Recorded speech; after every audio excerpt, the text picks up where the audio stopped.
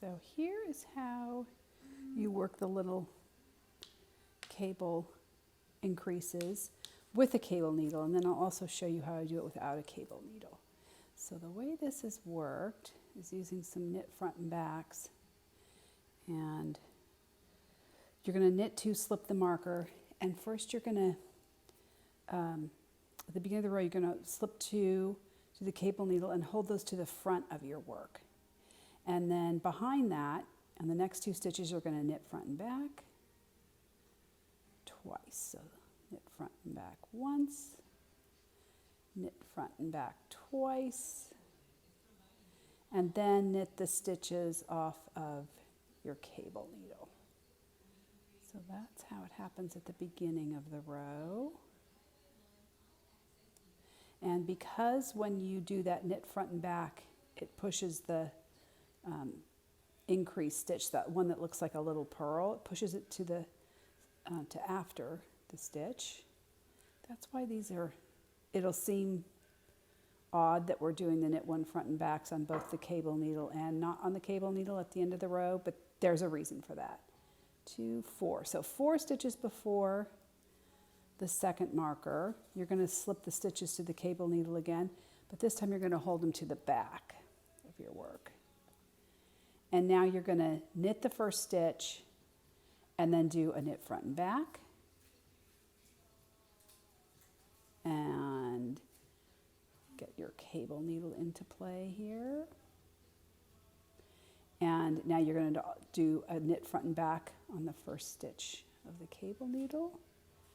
1 front and back, and then knit the second stitch. That's it. Slip the cable or the stitch marker and knit the last 2. And that will hide those little increases. You've done 2 increases on each edge, and they're hidden behind the little cables. All right, now I'm going to do that same twisted or sort of cabled increase, and I'm going to show you how to do it without a cable needle. So you're going to knit 2, slip the marker, and the instruction is to slip 2 to the cable needle and hold them to the front of your work. So that means you're going to go behind those 2 because they would have been held to the front. So you're going to go behind and get your needle into the next 2 stitches and take off the 2 that were supposed to be on the cable needle, get them onto your left needle, and then get these other 2 back onto your left needle. And that kind of does your cable for you. And now you can just carry on without the cable needle. So the instruction then was to knit 1 front and back twice, and then knit them from the cable needle. So we're going to do the knit 1 front and back twice. There's 1, and then knit front and back again. Oops. And then we're going to knit the 2 that should have been on a cable needle. And that's it. So if you don't have a cable needle, I like to do this if I have 2 or fewer to cross, 1 or 2 to cross, that's fine. When I get up to 3 or 4 stitches to cross on a cable, I like to use my cable needle.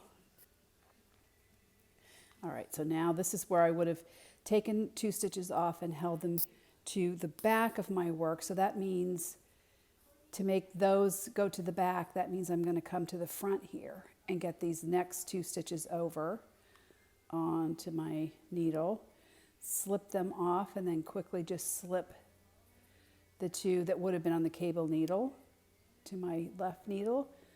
Slip these 2 back to the left needle. Whoops. Wow, get on there. And then we don't need the cable needle. So now I'm going to do what I would have done anyway, which is to knit 1 and then do a knit 1 front and back, and then what would have been from the cable needle, knit 1 front and back, and then knit the last stitch. Slip the marker and knit 2. So that is sort of cabling without a cable needle. And doing little cabled increases.